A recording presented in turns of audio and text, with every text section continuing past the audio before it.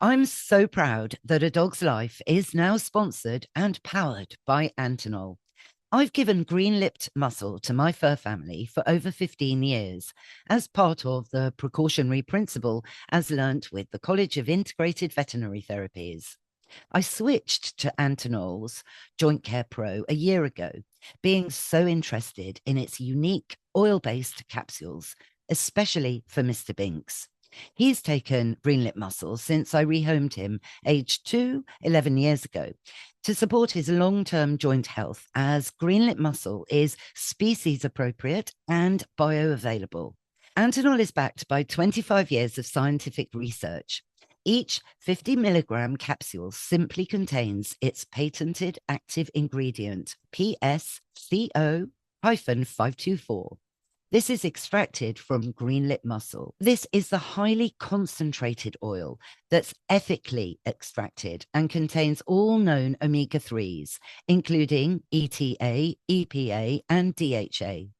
Mr. Binks's stride is strong. He's active and happy. His coat is like a mirror, reflecting a healthy metabolism that's supported by this powerhouse of omega-3. So go to Antinol's website today and grab your 10% discount simply using my code AnnaWebb.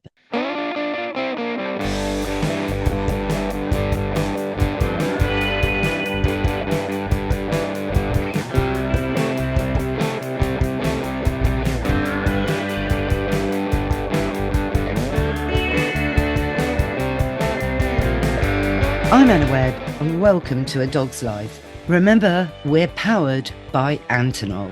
On today's episode, we're talking to pet behaviour expert Hannah Molloy and actor Louisa Lytton, famous for being in EastEnders and doing lots of dancing in musical theatre.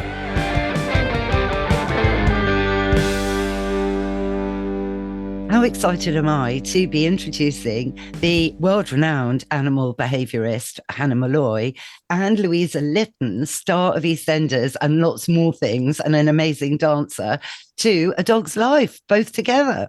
Hi, thanks for having us. No, not at all. No, it's brilliant. No, because I absolutely love the topic of our chat, which is kind of really understanding why dogs are so different from people. Hannah, would you agree? This is research that's been done by the big insurance firm called Agria, isn't it, Hannah?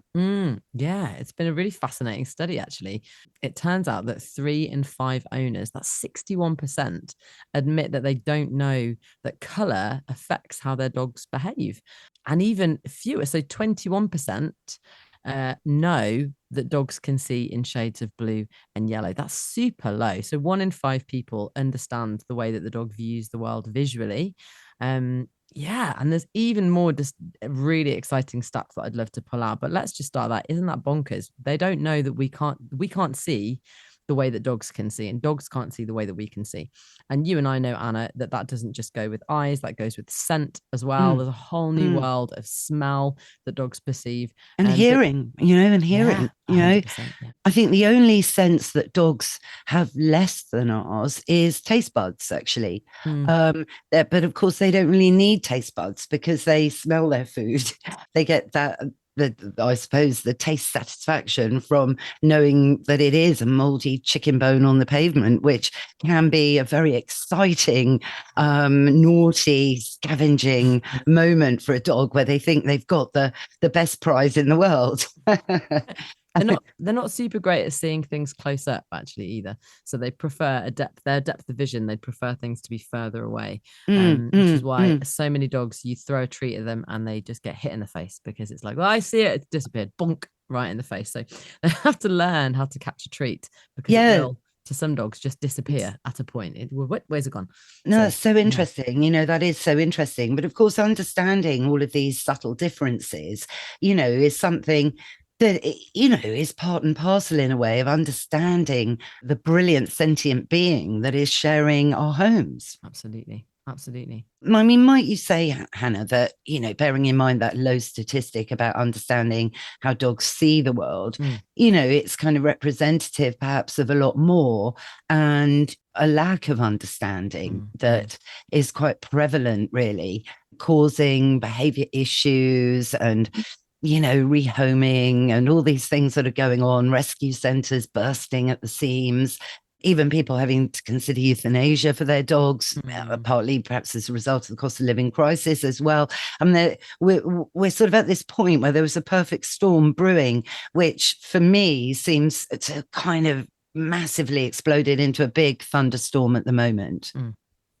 I think I am encouraged though, Anna, so one of the stats that our Greer discovered is that younger generations seem to know more about dog vision. So if we use that as just a taste test, so a third of Gen Z know that dogs only can see in blue and yellow, which is awesome. Older generations, less so, millennials like me, 21%, and then Gen X, 1 in 6, so about 17%. So that for me actually is really positive, because that means that education is working, and it's working on the younger generation. So that is exciting. That means that welfare is going to be on the up and up, because Gen Z are interested. They're learning, they're picking up facts, they're reproducing those facts, and that is super exciting. And there was a difference that they found, interestingly, as well, across the country. So northerners seem to be more knowledgeable. If you were from Leeds or Manchester, you were the most clued in. 1 in 3 knew about vision. And Bristol, shockingly, was the least aware at 9%. And they have a veterinary school, so they should know better, shouldn't they? They should know better. But doesn't this just throw, something that's entertained me a bit over the years is that one of the most popular brands of balls, don't worry, I won't mention who it is. It's not yellow or blue. So perhaps this is why the good old-fashioned Wimbledon tennis ball is so used by the police and the army for training. What's the word I'm looking for? Sort of really training, robust training. So if a dog is out scenting for a bomb, he's got a pretty important job to do. He can't mess that up, can't make the wrong decision, or loads of people might die. So that bomb dog is trained at the beginning to find a Wimbledon tennis ball, as I call them. And maybe it's because they can see them as well as smell them. Yeah, it's possible. Although they do say that contrast is better. So with vision, dogs do enjoy, they'd find a blue ball on green grass faster, because we only evolved that red cone to be able to go after fruit and know when fruit was ripe. So if you're not an animal that needs that information. Yeah, but all of this is great. And I agree to have this ballpark about, vision. I think just that alone. I mean, Louisa, what do you think? Because I'm fascinated to have you on. Absolutely fascinated. Over the years, lots of my friends have not understood my dog thing, if you like, and then Anna, why are you out in the rain like this? I mean, surely your life could be easier, if you didn't have to walk your dog in the pouring rain and so on and so forth, And then these people, I'm thinking of 2 old friends in my head at the moment. They converted. One of them now has 3 Lhasa Apsos and is so dedicated to his dogs that you wouldn't, you'd really, everyone would approve. And another similarly, when the dog jumped out of his car. It was parked, it was stationary, and did get hit by a car. The surgery and everything wasn't even, thought twice about, and he survived. And the heartbreak that was looming was impossible for them to comprehend, having been a complete, not exactly xenophobic, but was that your problem, Louisa? Were you really scared of dogs, at the beginning? I just didn't grow up with dogs. Like, I grew up in a flat, so we didn't have any outdoor space. Therefore, we never had a dog. My mum and dad were the same. They grew up without dogs because they never had outdoor space. So actually, it wasn't that I was like terrified of dogs. I just wasn't really around them. So they were just alien to me. So I wasn't one to run over to them in the park, etc., because I just didn't really know what they could or couldn't do. And it wasn't until I met my husband, who grew up with dogs. He actually grew up for most of his life, or some of his life, he was on a farm. So he grew up with dogs. So he decided that he wanted a dog. I decided I wanted a baby. We did both at once. But actually, until I met Riley, literally, we went to pick him up. We went to see him a few times. And then when we went to pick him up, it's just the pull they have on your heartstrings is unbelievable. And I'm exactly that dog owner, that before I had a dog, I did not understand how dog owners were so not invested, because obviously it's still a living thing, but just how much it would affect you like day to day. And now we have him. For example, he had an accident, a horrific accident a few months back. He's absolutely fine now. And I was at work, and I I was doing a show at the time, and I said to my, at the time, stage manager, I was like, I don't think I can do the show tonight. My dog's had an accident. And before I would have been like, what do you mean you can't do the show? I couldn't concentrate. I just couldn't concentrate because I was so worried about him. Anyway, he was absolutely fine in the end, and he's fine now. But my point is just how they become part of your family. He's like my second child. Yeah, no, 100%. They're very good dogs. Wouldn't you agree, Hannah? They do capture your hearts. They are pre-programmed, really. What type of dog is Riley, actually, Louisa? He's a cockapoo. Is he? Oh, lovely. Yeah. So I mean, they're great cockapoos. Hannah, chip in. Yeah, I mean, they are amazing dogs, and we bond to them through this amazing hormone called oxytocin, which is the same thing that we bond to babies with. Yes. So also, Louisa, my goodness me, you had the perfect storm. You were pregnant with a puppy. So, oh my gosh, all of that pregnancy hormone, all of that nurturing, nesting, you would have bonded so hard to Riley. There's no option really. That's it. You're smitten. Absolutely. And it really helped because actually, so we got him first, and then I fell pregnant a few months later it was. And the way he changed with me, the moment he knew I was pregnant before I did. Oh yeah. He knew. It's amazing, isn't it? So yeah, the bond has sort of always been there. And then funny, as my daughter has grown up, she's not had any interest in him whatsoever, which has been awful because he's sort of, it's sort of all he's known is that this baby, when it was inside me, and then obviously when she came out. But now she absolutely loves him. She dotes on him, and it is so beautiful to see. And for that, she now has such a huge love of animals. It's amazing.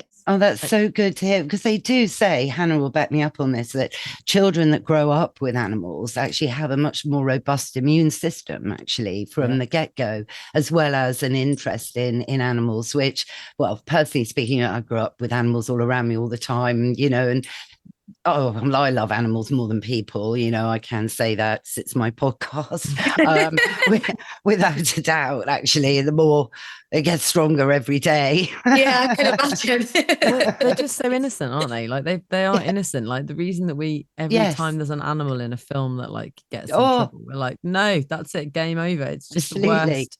Same for you, Lose, when you were working. You're just like, that's not my dog. He doesn't know what's going on. He's gone to the vets. He's not very well.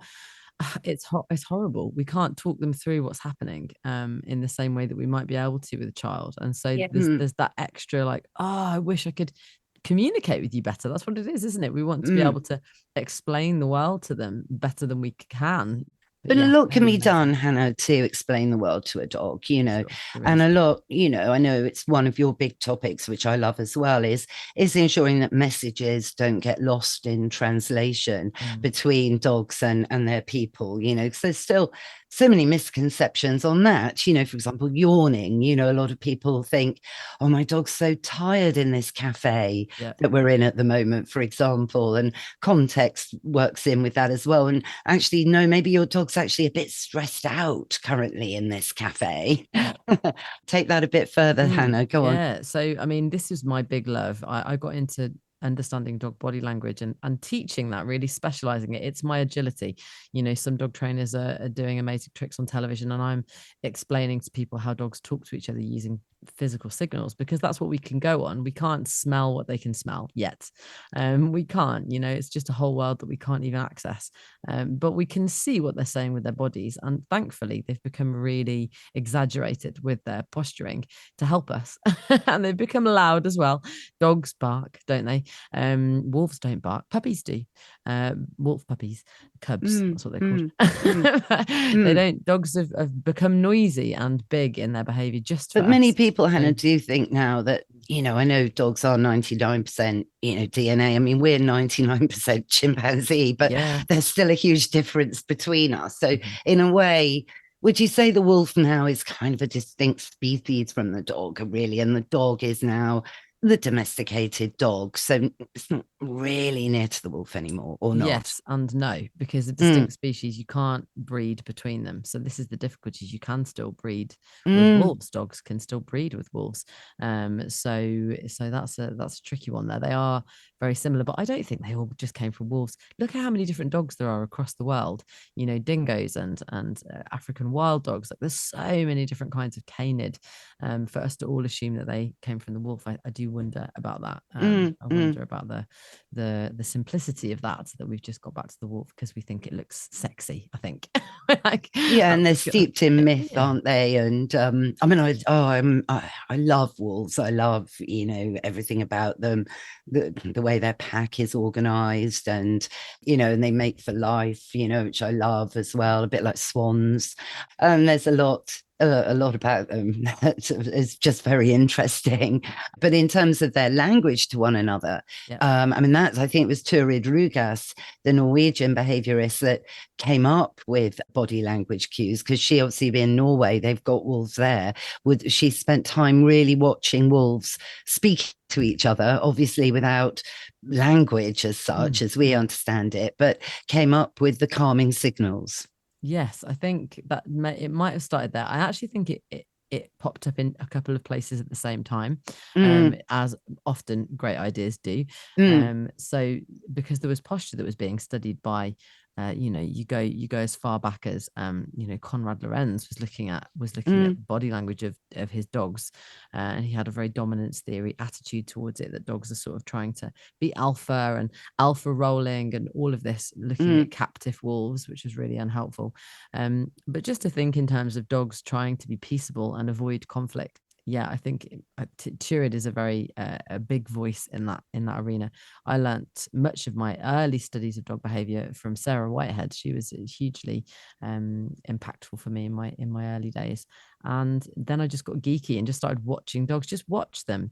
Just get your eye in and watch. Just like you need to listen to language. Watching dogs is absolutely fascinating.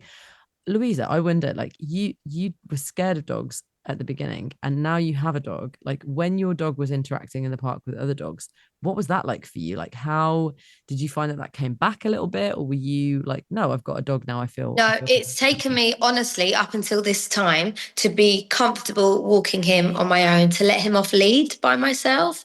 Especially I think it's maybe because from the moment we got him a few months later, I was pregnant. So he's always been really protective of me. If Ben isn't in the house, he will bark at every single sound that he hears outside. The moment Ben's home, he's really relaxed. He'll just chill out on the sofa. So he's been really protective of me, and especially obviously our little girl this whole time. So the thought of walking him with her was like an absolute no-no, because I was so fearful. Whereas now I am so aware of his behaviors. I know something before it's even going to happen, before he's even going to react. So, but that's taken me a long time to sort of build up my confidence with that. And there are still times now where I'll have full intention to take him to the park and let him off the lead, and I'll get there. And if there are too many dogs, I won't, and I'll turn around and I'll go home. I'm not worried of him and what he's going to do. It's other dogs, because, you know, I still have that fear, I guess, deep down inside me. And also I'm fearful for him. I don't feel that I would be able to protect him. Therefore, I just sort of try and take him out of the situation. But I'm getting better. Yeah, bless you. And it's not easy if you haven't got the book to understand, like, where would anybody learn this? And that's what I see a lot of, is dog owners kind of rocking up to the park, letting their dogs off lead and just kind of shrugging and going, well, I don't even know what's going on. Like, as long as no one's getting bitten, it's probably fine. And like, that's a lot of what I do, is reteach people to understand like play signals versus the beginning of a fight. Because once you have that language, you're much better able to manage dog on dog interactions a lot better. I'd love to have some sessions with you, because I would find it really fascinating, because I bet a lot of his behavior as to why he is so, in inverted commas, protective of me is probably bouncing off of my behaviors, and he can sense my probably nervous energy. Maybe Yeah. he's got Well, his own as well, isn't it? It's yeah, not well, always there's a just the lot dog. of, yeah, I mean, listen, stress is an interesting subject at the moment in overall wellness, which Yeah. is where I like to go at the moment. Sorry, I know my cat's joining in at the moment. It's just caught in the wire. But yeah, stress is contagious without a doubt. I see it in my own dogs when I get stressed at the laptop, which happens a lot. Prudence, my miniature bull terrier, can't deal with it. She just leaves the room. Oh wow, okay. I know. My dog is going back to yawning. He yawns before I take him out for a walk, like Yeah. excessive yawning every single time. Yeah. What can I do about that? No, it's good. It's not a bad thing. All he's saying is, yawning is a way of getting more oxygen into the body. We call it stress yawning. So the dog is kind of like trying to release the tension that's in its body by yawning. And we do the same thing. If we're stuck and we're sitting for too long, we stretch and we yawn and we're just uncomfortable being made to sit still for so long. So the key is to watch and observe and start to note what your dog does and when, and start to go, why? Like that's my I best. thought it was because he was sort of so nervous, had all this pent up nervous energy or like excited energy to go out. So I sort of now, I'll get his lead out, I'll put his collar on him. Be careful what I say because he picks up on all my words. But I'll then leave it a little while before I take him out, because I feel like if I take him out straight away, he's just so pent up. Is that the right thing to do? That's a really good choice. Yeah, it's a really good choice. I have to say, my dog has been blessed and cursed with the fact that I have ADHD. And so when I get ready to go out, whether I want to be ready or not, I'm never ready. So I'll get all of his stuff on and then I'll go, oh gosh, where are my keys? And I'll run upstairs and then I'll run downstairs and then I'll go into another room and then I'll have, okay, but where have I put my car key? That's separate to my house keys for no reason at all. So he has got used to, after 8 years, just going, right, she's not ready. I'm just going to wait. I'm just going to relax until she's ready. She's really not. I'll never know when she's ready. She's completely unpredictable. No, that's so funny. I didn't know that. But and what I do, I always play some focus games with Prudence, but I've got a particularly difficult breed as a bull terrier. So Prue, I like to focus her, get her in the mood for focusing on me before we leave the front door. So she's got, general idea of today's walk, which is the same as yesterday's walk and the day before. She is 10 years old, but we still do it because it's now part of our game in the morning, preparations for going out. It is something that is so great. I mean, Louisa, you must think, so I love being a dog owner for the routine it brings to my life. Have you found that now that you've got Riley? There is this whole extra element that you have to factor in on a daily basis. That's good for you. It gets you out. Yeah, and I love routine. And actually, within what I do, being an actor, I don't really have routine. My routine changes with every job I get, every time I'm not working, and actually, it's really helped me in that sense, because it is exactly that. It's a routine that I have to stick to whether I'm working or not. Obviously, it's different when I'm away working. But when we first got Riley, my husband was working from home. He's got a total new career now. So it was kind of all on him. He would do every walk. He was the routine. And now it's sort of fallen on me because my husband is now working out of the house every day. It's changed our relationship. It's like he loves me that much more now because I'm naturally doing more for him. Exactly. I love that. Yeah. But I also really enjoy it. I love the fact that, no matter what mood I'm in or what's happened that morning, I know I have to walk him. And by the time I get home, I'm actually a different person. Mm-hmm. But that's so brilliant. I mean, you've summed it all up. You see, I love that. Don't you, Hannah? It's so true. Yeah, it's great. And they do get us out. The amount of clients that I've had that have said, I've got a dog because I really needed more exercise. And I would caveat that that's a terrible reason to get a dog. Yeah. Because if you want to be a lazy bones, you still will be with a dog. And then the dog is also not getting exercise. So if you know that it will actually motivate you, then go ahead. But yeah, it's amazing that they do get us out. They get us socializing with other people. They push us out of our comfort zone. They teach us to keep being curious as well and learning new things and trying new things, because they just are so endlessly full of hope, aren't they? Like, you could be having the worst day ever and come downstairs. For me, I'm always on computers now because that's where I'm at in my career. I'm doing a lot of interviews, or I'm teaching people online, or I'm writing courses, and I'll come downstairs and see the dog in whatever mood, and he's like, have you seen this ball on the floor here? do you have any idea how amazing this toy is? And he's got the same level of joy about this thing that he's found and wanting to engage with me as he did when he was a puppy. And I love it. It's amazing. Yeah. No, they're very good at reminding you to stay in the moment. I think that's the thing. It's a bit of a cliche expression, and you sort of think, what does it mean to be in the moment? But I think these days, particularly with so much digital distraction, it's something we are losing touch with as a species, I feel.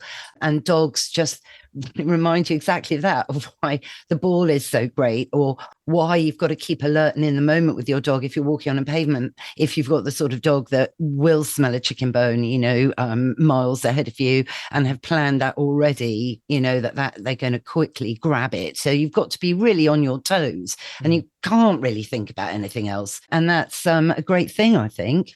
True. Can I throw you some more interesting statistics, Anna? Yes, no, do, from Agria's research. Yeah, go on. Yeah. It turns out that, well-being is important to owners, but 3 in 10, so 28% of owners wish that they had more time or more ideas about enrichment. And I think this is really, really fascinating. Half of them, almost half, so 43%, were really worried that their dog was bored or lacking in mental stimulation. And 17% feel really genuinely guilty that they don't do enough to mentally enrich their dog's day-to-day life. But this last stat blew my mind. Nearly half, so 44% of owners only spend between 15 and 30 minutes a day actively engaging with their pet. Oh dear. Oh dear, that's not good. Average amount of training is about 41 minutes, average, but half of them, it's less than half an hour a day that we're actually talking to our dogs. Whoo, that's a shocker, isn't it, Anna? Well, it is a shocker, but then, you have to understand that a lot of people don't even spend their day at all with their dog, Hannah. I mean, a lot of people rely on doggy daycares, dog walking services, where you don't really know what's going on with your dog. So, but that's sort of going into a bit of a different sphere of conversation, isn't it, really? About when is the right time to have a dog, how do you know your lifestyle is suitable for a dog. And I wonder, maybe, these days, the Rabbit Welfare Association, they've done so much to improve rabbit welfare by going, look, this is a species that was supposed to be in groups. So you should never have a lone rabbit. You should always buy rabbits in twos. Absolutely. And since then, I've really been thinking about dogs, and I've been talking to Kim Brophy recently about her new amazing total welfare approach. More on that. You can, if you wanted to go to, we've got a new podcast coming out, Anna. Great. Dogs season 2 is coming out. Good. Soon. Can't wait. No, I know Kim Brophy. I love her legs. Awesome. Yeah. And she's got a new model called Total Welfare. And we were looking at that, and just actually the social needs of dogs. Legs, by the way, if anyone's thinking, well, no, Diana, just say there, it is the name of her course. It's not that she has a great pair of pins, but she probably has as well. You never know, do you? I've always seen her on screen. We'll have to get her actual legs out and see. But yeah, absolutely fascinating. Should we, this is the question, keep dogs in pairs? Should we actually own dogs in twos if we're going to be out for so many hours? I always used to say, if you don't have time for one dog, don't get another dog. No. But actually, if dogs are social species and we are going to spend such a short amount of time with them per day, is it better for us to get 2 dogs? I don't know. What do you think? So is it? I'm asking the question. Okay, all right. Well, way back when I took Moles to puppy school in 2002 with Colette Case, who worked for Dogs Trust at the time, I remember she was saying, I see the most dog-to-dog issues in homes with multi-dog households. Mm-hmm. And from my experience, living with multi-dog households myself, I could see that it can happen. You need to leave 2 dogs alone, free in the house. It depends on the dogs. But I mean, I wouldn't do it. I mean, that's where Colette, sort of said, I know you're all thinking that it'll be easier to bring another dog into your lives at the moment, but don't do it. So, and I think, I always say, actually, it's double the work. It's double the expense. Dogs are never ill at the same time. So you might be taking one dog to the vet and then the other dog's left at home. It adds a lot more work to it. It's something I personally, in my, consultancy, I don't recommend. Hannah? Interesting. Yeah. I think I'd have to be more flexible. First of all, I try never to draw a line. Like there's never a rule for me. In the same way as there's feed types that I prefer to other feeding types, but I'd never say this one dog food is the dog food. Every dog is different. Every dog is different. I Every know, person but is we different. have to, Yeah. I'm on Anna's podcast. We have to Okay. say fresh in the bowl, I whole like it. food. I like it. I I agree. know, not Yeah. processed. I mean, would I eat processed food? No. No. Therefore, why would I feed my dogs processed food? I don't. Yeah, I get it. And I get that's it. my nutrition I agree, aspect. Anna. I I agree. know. I Cooked or also raw? Do you do raw or cooked I food? do. I do raw. I do raw. I Yeah. do cooked yeah. for my cat, funnily enough, at the Yeah. moment, as he has a bit of an issue, but he doesn't eat biscuits. And I think this is not, well, it was launched last week that they've invented an implant for obese dogs and cats. Did you hear What? about this, Hannah? No. Oh my Oh, goodness. crumbs. No, What I on went on the earth? news. I know. They've invented, because obesity is a problem, again, It and is. that's Yeah. the issue, Yeah. we have to think about. There's a lot of things going wrong in the world of dogs, although it's not good to dwell on them too much. There's a lot of happiness and great things as well. But I think suddenly there's a lot more dogs living in this country. I mean, gosh, I remember when London wasn't dog friendly at all. I really couldn't take my dog to the pub or a cafe. It wasn't allowed, and bit by bit, this has changed dramatically, and it's great. But yes, there is going to be an implant that is based on the celebrity drugs that people are taking that trick the brain into not being hungry to help with the obesity. And I just think, crumbs, for Anna, that's so lazy. It's like, it's really easy to keep your dog slim. Yeah. Right. That I think it is a bit of a step too far, and it won't be cheap. I mean, this drug isn't, there is no NHS in the world of animals. So, I just feel it could be just almost like another tax for owners or wanting an easy route. Dogs are a commitment. They're not a convenience. It's something I do say a lot. Hannah, would you agree on that?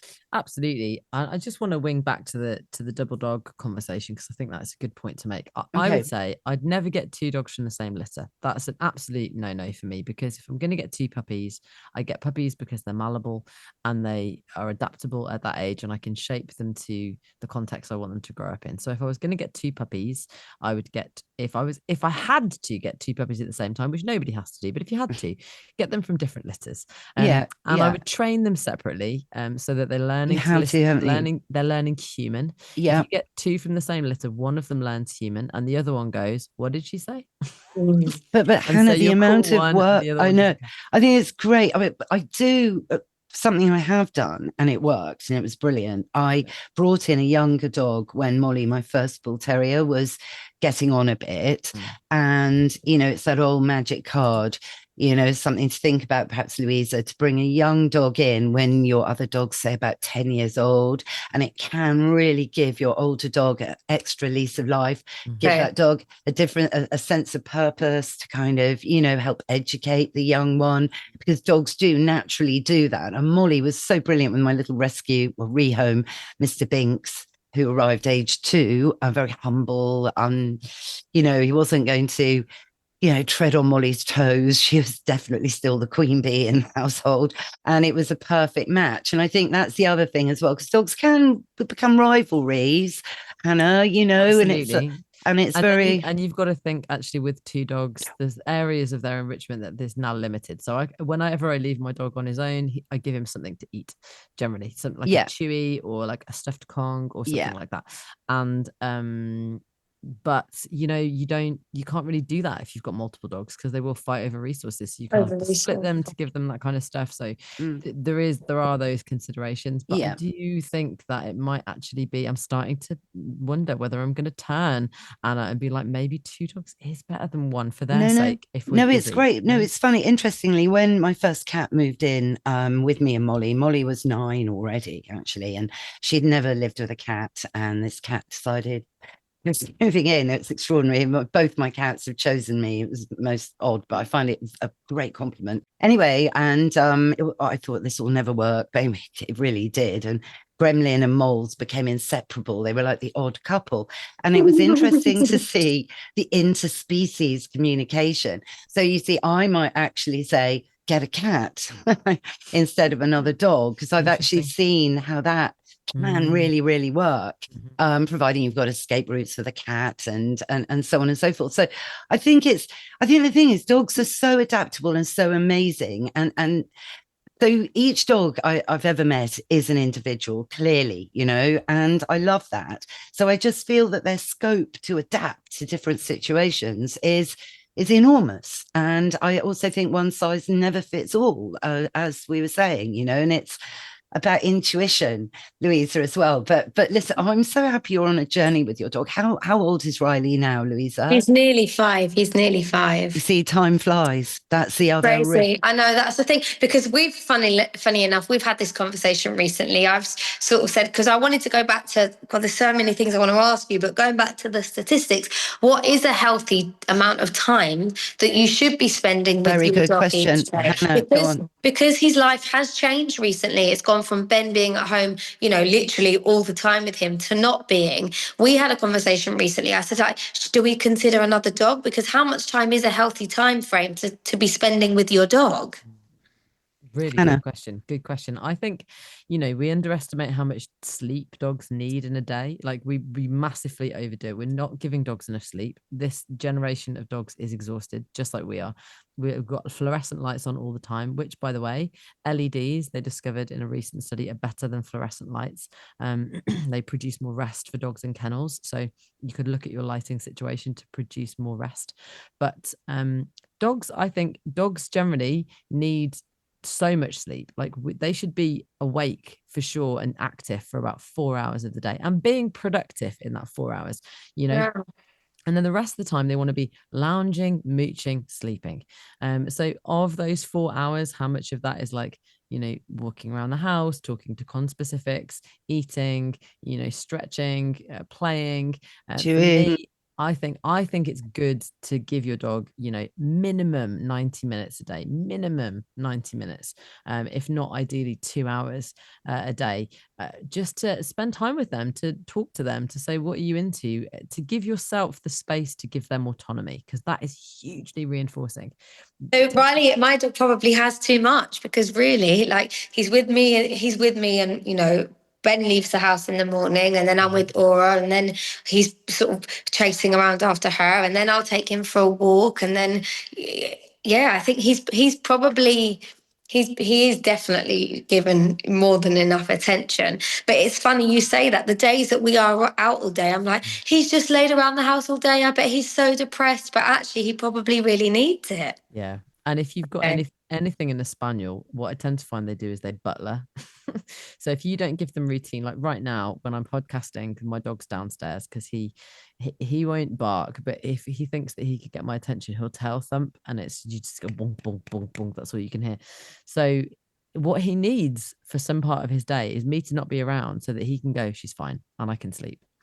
So for a lot of cockapoos and gun dogs in general, giving them structured time away from you during the day is really beneficial for them, so that they're not having to constantly be on. Bear in mind that the dog is like, sorry, what are we doing now? Sorry, do I need to know how much information? They're constantly going, what now, what? So to help the dog, give them some boundaries throughout their day, give them a routine that is the same for them no matter what. So for example, my dog will get a walk at a similar time every day.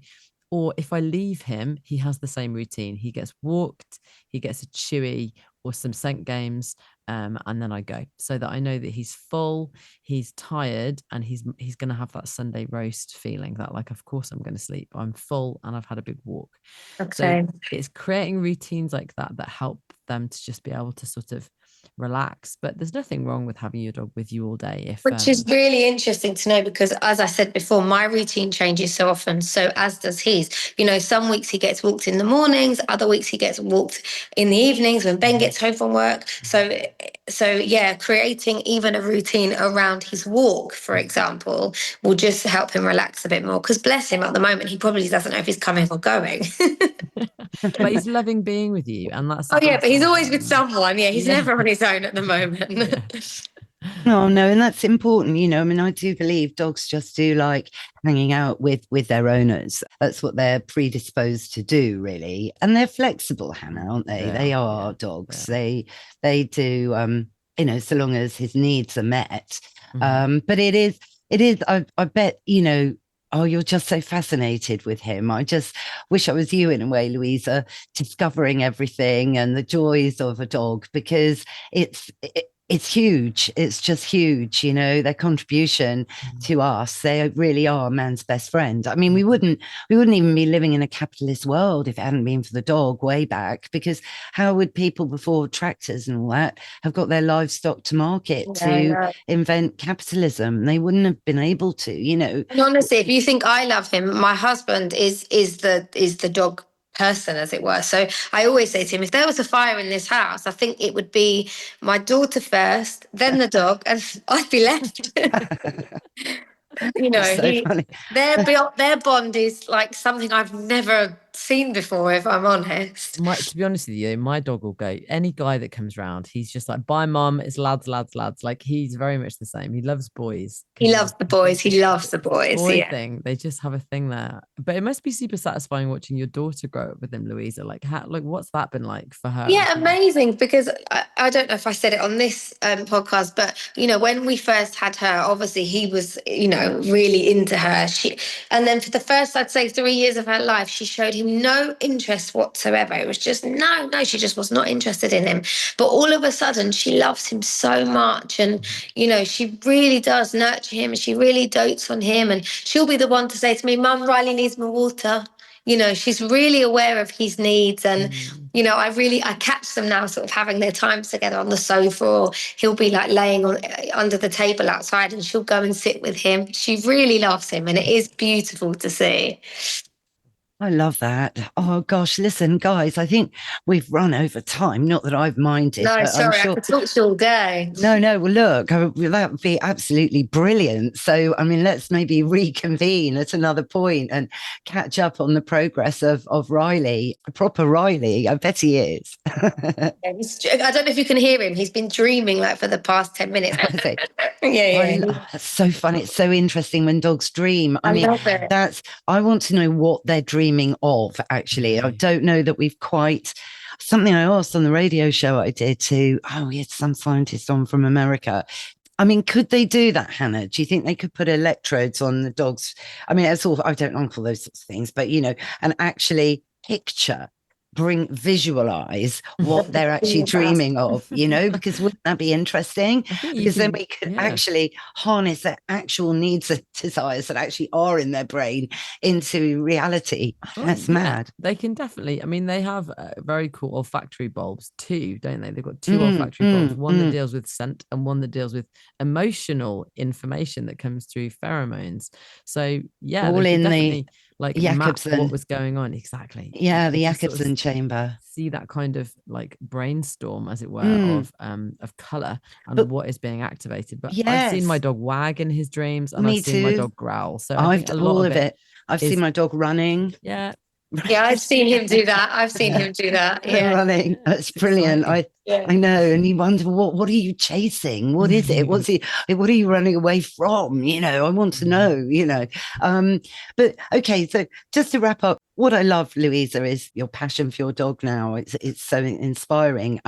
So what would you say to people who think that their dog is a little human in a furry suit, now that you know more about their behaviors and their huge sensory perceptions? Just exactly that. Just, give yourself a lot of time to get to know your dog, because I'm even learning now in this podcast. That's why I don't want to go, to be honest. There's so much, just like a child.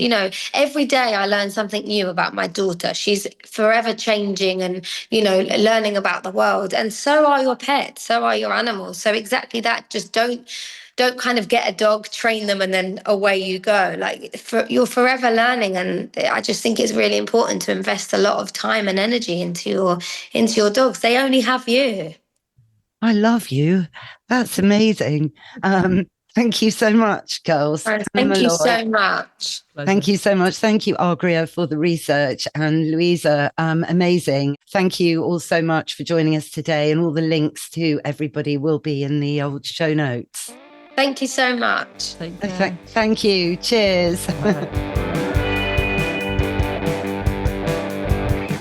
That's our show, everyone. Hope you enjoyed it. If you did, go on, rate and review the show wherever you tune into your podcasts. Thanks again, of course, to Hannah Molloy and Louisa Lytton for joining us today, and all the links are in the show notes. Thanks, of course, to Mike Hansen, my producer, for all the music and production as ever. And for Antinol, simply tap in my code, which is AnnaWebb, to receive your discount on your first order. And if you haven't already, why don't you subscribe? And that way you'll never miss another show. Bye for now.